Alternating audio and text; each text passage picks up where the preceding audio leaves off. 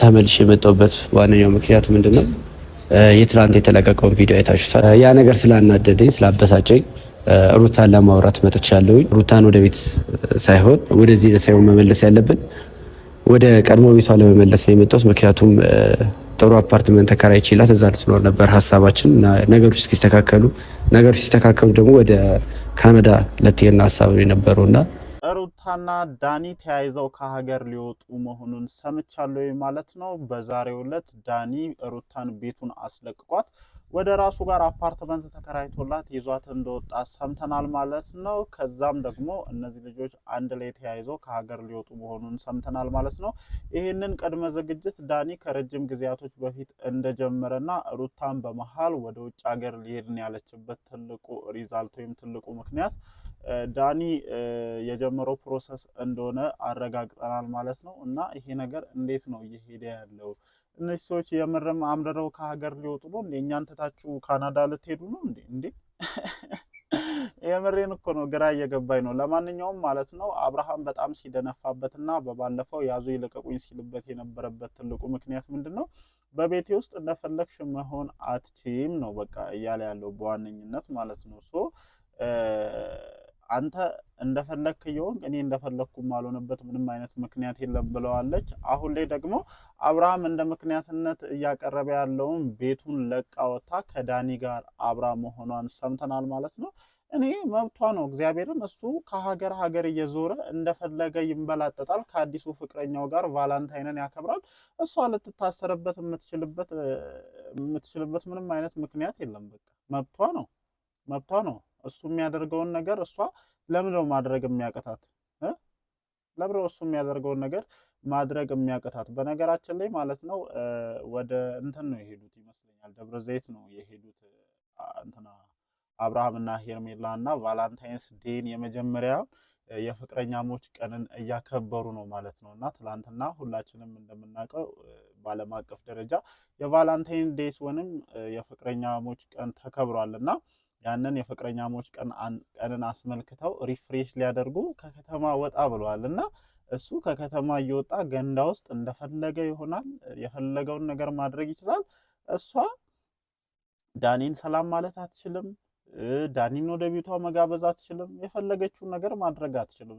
እንደዚህ እየተከሆነ የሚቀጥልበት መንገድ ስለሌለ ቤቱንም አፍንጫህን ላስ ብላ ቤቱን ጥላለት ወጥታ መሄዷን ሰምተናል ማለት ነው። እኔ ምንም በቃ ኖርማል ነው እሱ ከሚያደርጋቸው ነገሮች አንፃር ይሄ ትክክል ነው። ግን አሁን እኔ ከሀገር እንወጣለን ምናምን የሚለው ነገር ነው ትንሽ ያልጣምኝ። እንዴ እዚህ ሆናችሁ ጨጓራ ማሳረር እየቻላችሁ እዚህ ሆናችሁ ልክ የእናንተን ጨጓራ ለመላጥ የሚደረገውን ሂደት እናንተም በተመሳሳይ መልኩ ጨጓራ ለመላጥ መንቀሳቀስ ያለባችሁ የምን ትቶ መፈርጠጥ ነው? መጋፈጥ ከሆነ መጋፈጥ ነው። እናንተም ቫላንታይንስ ዴን አክብሩ፣ ወጣ በሉ፣ በቃ ችግር የለውም። ለማንኛውም ማለት ነው በጣም ብዙ ነገሮች እየተሰሙ ነው ያሉት እና በእነዛ ጉዳዮች ዙሪያ ያው እንደተለመደው ሀሳባችንን ጣል እያደረገን ቆንጆ ቆይታ እናደርጋለን ማለት ነው። እየተሰሙ ያሉ ነገሮችም አሉ። ሰሞኑን የሆኑ ቦታ ላይ አብርሽና ሩታ ታይተዋል የሚል ወሬ ሰምቻለሁ። በጌታ በኢየሱስ ስም ነው ያልኩት። እንዴ በፍጹም አይሆንም። ኤአይ ነው ያያችሁት። ስለሱም ጉዳይ በደንብ እናወራለን። ያው የነዚህ ልጆች እንትን ትኩረት ስለሚስብ አቀነባብረው ኤአይ ነው እንጂ ያሳያችሁ። እንዴት ነው በዚህ ጸብ መሀል አብረው ፕሮግራም ላይ ሊሄዱ የሚችሉት? እናንተ እንዴ ምን ትቀልዳላችሁ? ለማንኛውም እንዴት ዋላችሁልኝ? ደህና ናችሁ ወይ? ሰላም ነው? አማን ነው?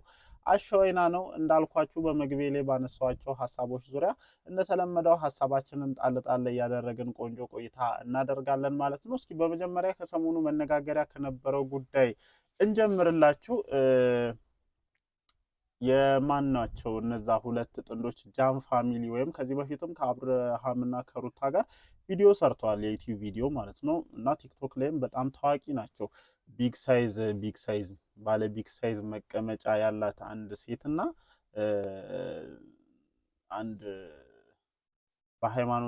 በሃይማኖታዊ ጉዳይ እንትን ላይ የምናውቀው ወንድማችን ጥንዶች ናቸውና የልጃቸው በርዝዴ ነበረ። ከዚህ በፊት ያው ከነ አብርሃም ጋር ቪዲዮ ሰርተዋል፣ ትውውቅ አላቸውና ያንን ትውውቅ አስመልክተው የልጃቸው እንትን ላይ ጠርተዋቸው ነበረ እና እዛ ቦታ ላይ ፎቶ አብርሽና ሩታ አንድ ላይ ማች ለብሰው ጥቁር በጥቁር ለብሰው ተገኝተዋል የሚል ነገር ምናምን አለ እና ይሄንን ነገር እንዴት ታየዋለህ የሚሉ ጥያቄዎች በዚህም በዛም ወገን እንትን እያሉ ነው። እንዴ እኔ ኤአይ ነው ዝም ብዬ አሁን ሳይ ፎቶውን ኤአይ ነው እንጂ እኔ እንዴት ከሄዱማ ቪዲዮ ማግኘት መቻል አለብን። ከዛ ሁሉ ነገር ውስጥ ስንት ጥንዶች ቪዲዮ እንደውም አስቴት ሲሰጡ ስንት ነገር ሲሉ ብዙ ቪዲዮ ነበር አይደለ?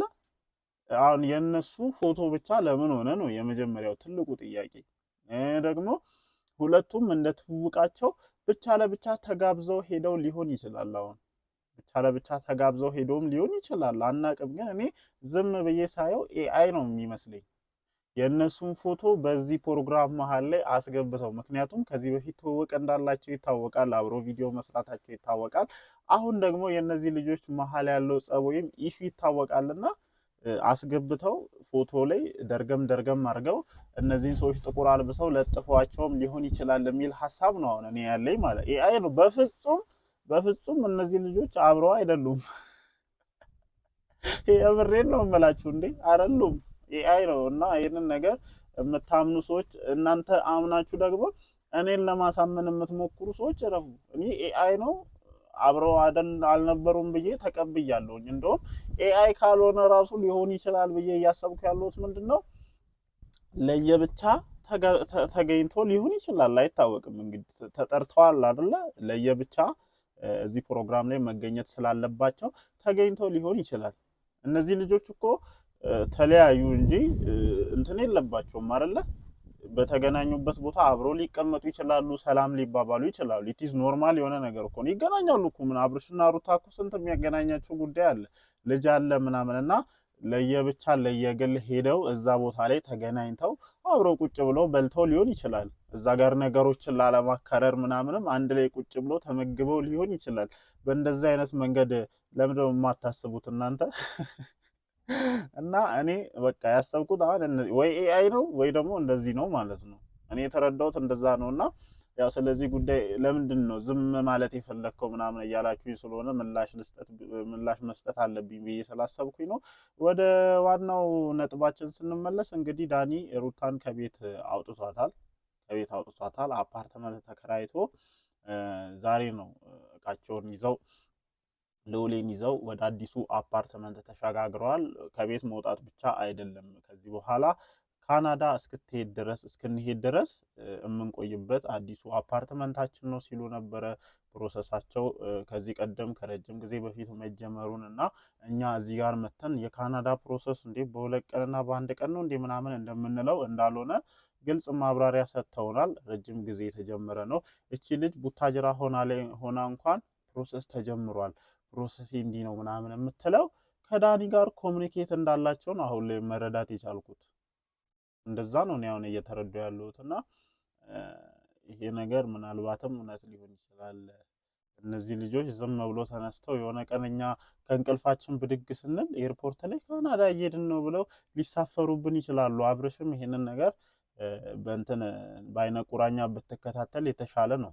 አሁን አንተ እዛ ጋር እሷን አናዳለሁኝ ብለህ ከሀገር እየዞርክ እንደፈለክ እየሆንክ እቺ ልጅ ተነስታ ድንገት ልጁን ይዛብስ ብትል ኋላ ጣጣው ላንተ ነው። አንተ ስታለቅስ ደግሞ ማየት አንፈልግም። ስለዚህ እንደዚህ አይነት ነገሮችም አሉ። ከዛ ውጪ ምንድነው የት ነው የሄዱት? እንዴት ነው የሚያደርጋቸው ሰሞኑን አዲሶቹ ጥንዶች እያላችሁኝ ነው። ያው በቃ እንደ አዲስ ፍቅረኛሞች ከሰሞኑ በዓለም አቀፍ ደረጃ እየተከበረ ያለውን የቫላንታይንስ ዴይን እያከበሩ ነው። ሌላ ምንም አዲስ ነገር የለውም። ስጦታ እየተሰጣጡ ነው። ብዙ ነገር እየተሰጣጡ እንደሆነ ሰምቻለሁኝ። በቃ ይሰጣጣሉ፣ ጥሩ ላይ ናቸው።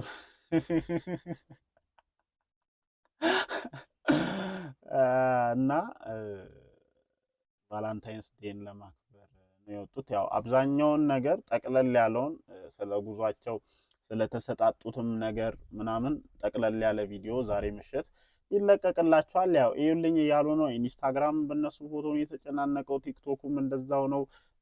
አብረው የሆነ አሮጌ ጀልባ ውስጥም ገብተው ቅድም ቪዲዮ ለቀው ነበረ አይቻለሁኝ። ምንም ቢሆን የልዑል አባት ነህ፣ በማይንገጫገጭ ጀልባ ውስጥ ብትገባ የተሻለ ነው። እቺ ልጅ ሆን ብላ ራሷን አጥፍታ አንተንም የማጥፋት አላማ ሊኖራት ስለሚችል ያው ስትዝናና ራስን እየጠበክ እንድትዝናና መልእክታችንን በዚህ አጋጣሚ ማስተላለፍ እንፈልጋለን ማለት ነው። ጋይስ እንግዲህ ያው የነበሩት ጉዳዮች እንደዚህ ናቸው። እኔ ጠይቃችሁኛል ብዙዎቻችሁ በኮመንት ሴክሽንም ጥያቄዎችን እያነሳችሁልኝ ነው። ይሄንን ጉዳይ እንዴት ታያለ እያላችሁኝ ነው። ያው እንዳልኳችሁ ለሁሉም ነገር በቂ ምላሽ ሰጥቻችኋለሁኝ ብዬ አስባለሁኝ።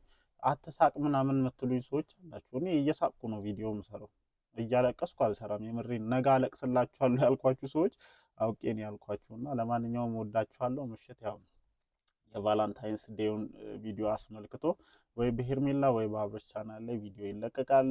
ከተለቀቀ በኋላ እንደተለመደው መተን ሀሳባችንን እንሰጣለን። እወዳችኋለሁ። ይመቻችሁ።